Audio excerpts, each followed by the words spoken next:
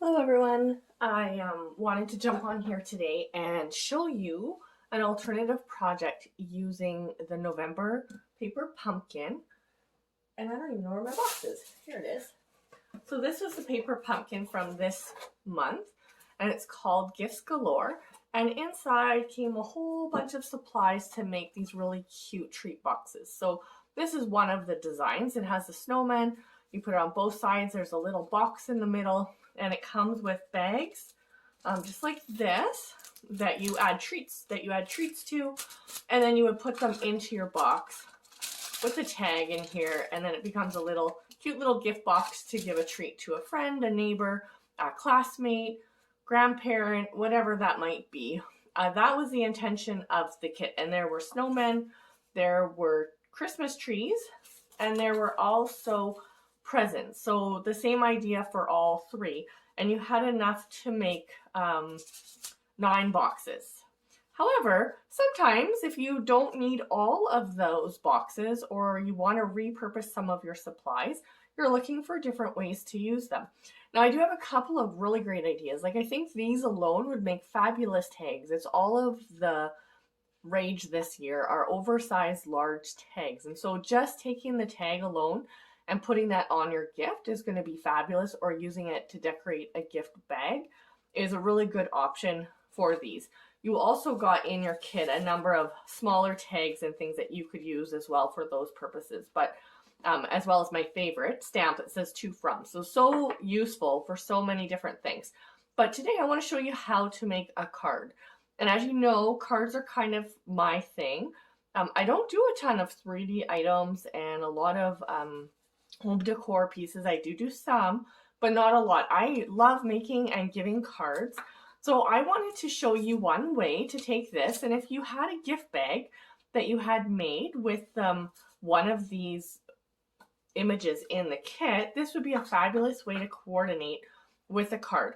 And so I've shown you how to make shaker cards before, but today I wanted to show you how to make a really easy shaker card. So what you're going to need is really a card base. You need a second layer of cardstock. And this one here, let me just measures 4 3/4 by 3. Oh no, 3 3/4. Oh yeah, 3 3/4 by 4 3/4. It's kind of a different size. I'm not sure how I got to that one, but it doesn't matter. You just need a layer, whatever layer. It can even be all the way up to 5.5 by 4 1/4, which is the full card front size. You need a second layer. You also need clear medium envelopes. So these can be found in the annual catalog. You get them in a package of 50. So there are a lot of envelopes or a lot of shaker cards to be made. These are really fabulous for also just containing, if you cut out a bunch of die cuts that you want to keep track of, or if you're like me and you have little bits of embellishments, you can keep them in these clear envelopes so you can see what you have, but kind of keep them intact. It's also really, in Canada, you're able to ship your cards in a clear envelope. So if you wanted to send your card already packaged in a clear envelope so that the recipient could see it when they received it in the mail, you could just slip your card right in here, and then when they received it, it would show up like this. I just always think that's such a treat, even for the people, the postal workers, to see your card in a clear envelope. So there are a number of uses for these clear envelopes, not just what I'm showing you today. However, today we're making a shaker card. So the first thing I want to do for my card today, and you don't have to do this step, but this is part of the design of my card, is I want to stamp some snowflakes on here. So in our kit, of course, we got a stamp set, and one of the stamps are little snowflakes. So I'm going to use those today, and I'm just going to get one of my regular blocks, pick that up, and I'm going to use my white craft ink.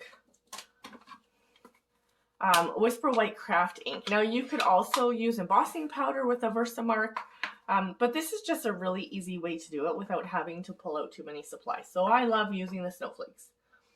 Okay, I was going to pull out a scrap piece of paper. I don't know how well you're going to be able to see this. You can see it. In real life you can see it, but it's kind of shadowy in here right now because the sun is going down. So anyways, I'm going to just stamp a whole bunch of snowflakes here just randomly on the back, as many or as few as you want. If you did emboss these, they would show up a little bit more. but I promise you can see them. Okay, so I have stamped some snowflakes on there. Let's see if you can see them in the camera. If I hold it like this, I can see it without the sun shining on it. So we'll pretend you can see it too, but they're there. Okay, the next step is, honestly, you're gonna be surprised how quickly this comes together. So we just need our clear envelope. So I've got one here, and we are going to put our card that we made in here. And it doesn't really, all you want to do is that, so we're gonna, this is where it closes. We want that to the back of our card. That's all that matters. Okay. We are also going to go in here and we're going to add some sequins. Now the sequins I'm going to use today are the subtle shimmer sequins.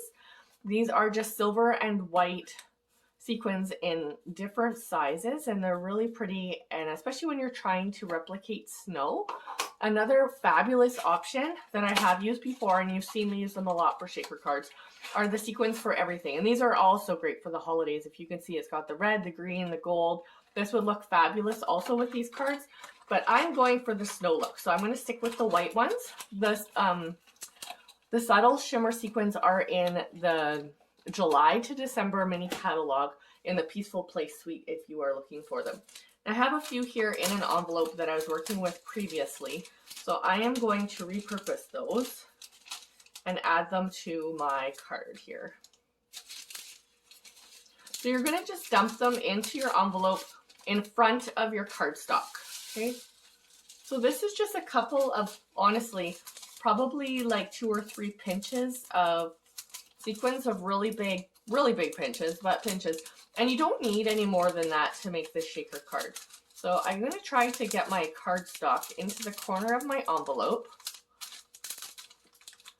And what we're going to do now is we are going to lift up the back of the envelope here.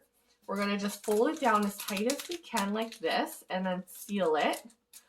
And then we are going to just use, this is the other fabulous thing about this kit. You've got tear and tape. They send you a whole roll in this kit. Like, you get everything you need. You have all of your embellishments, all of your adhesive, paper products, everything you need to make all of the projects and then some. So I'm going to add some here right behind the cardstock of the tear and tape, and I'm going to just trim this off. It was just kind of torn weird at that side. And to make sure that our sticky stuff is really stuck, we're going to just rub it with our bone folder. Peel off the backing. And then again, you want to just make this as tight as you possibly can. Now before I do that, I just see that a number of my sequins here have gone to the back. We're going to just pretend that didn't happen. And we're going to just fold over our envelope so that it's tight. And now we've got our shaker card like this. And so the reason I stamped the snowflakes, which I know you can't see as well as I can, is just to add a little interest in the back. So when the shaking bits fall to the bottom or wherever, there's still some interest on the back of the cardstock. So now all we need to do is to make our cards. We've got our shaker part finished. We are going to take a piece of cardstock. This is just thick white cardstock, which measures 5.5 by 8.5, so just half of a sheet of cardstock. I'm going to just burnish the edges here. This is going to go onto our card like so. So now before I put it all together, I just want to give a thought to which image I want to use. And I'm really leaning towards using this Christmas tree, just kind of off to the side like this, so that you can still see the snow falling, but we're going to add some interest. And I actually like the white behind it because we've got the white trim here on our tree. So I think it kind of works out really well together, keeps it kind of in the snowy season. So we're going to go with that. So first of all, we want to add this to our card. You can just use, I would use a strong adhesive like your Stampin' Seal Plus or your tear and tape, again, that came with your kit. We want to make sure we get this stuck down really good to our card front. We don't want any of this opening up and our shaker bits falling all over the place. So I'm going to just center this on here as best as I can. Just like this. And then we're going to go ahead and put our tree on. Now I am going to have to trim down my tree a little bit. So I'm going to just take a pencil and kind of decide, I think I want to cut it here and the bottom's going to come up here. So I'm going to just take my paper trimmer. You could absolutely just use your scissors for this. I'm just going to use my paper trimmer since I have it handy here. And I'm going to cut it down the one side. And then I'm going to go and save this piece. You could use this other piece for another project. And I'm going to cut it on the bottom. Okay, so now we have this cut out and it's going to go right here on our card. Okay, so let's go ahead and add some more adhesive to this on the back. Now making sure, because it's going on the cellophane or the plastic here, I'm going to make sure I add quite a bit of adhesive. I don't know if the liquid glue would work as well for this project. I feel like it wouldn't stick very well to your plastic. I think your tear and tape or your, we could have a second tree, but I think it might be too small.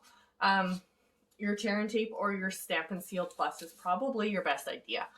Okay, so now we've got our shaker card with our tree, but we want to put on here a little bit of a sentiment. Okay, so now what we're going to do here, we've got our card base on. I have already made this tag, and this is the tag that was created to go with the snowman. It's just a round label that comes with your kit, and we've stamped "Oh What Fun" in the Flirty Flamingo and tied a little bow. And so you also get with your kit these cute little gold, what do you call these? Paper clips.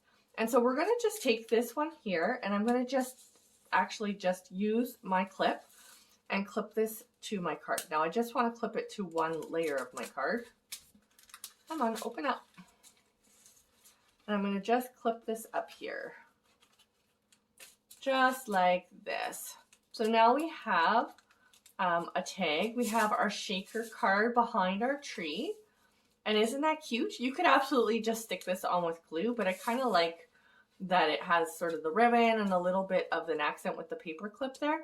I think it looks really pretty. And so now they're going to shake your card. You've got all the snow there behind your tree, and you can open it and write your inscription on the inside. So of course, play with the colors and change this up. Use the snowman here or the gifts. You could cut the gifts into separate pieces if you wanted to. If there were too many here, you could just cut a few of these and make a whole bunch of cards with even just a few of these pieces.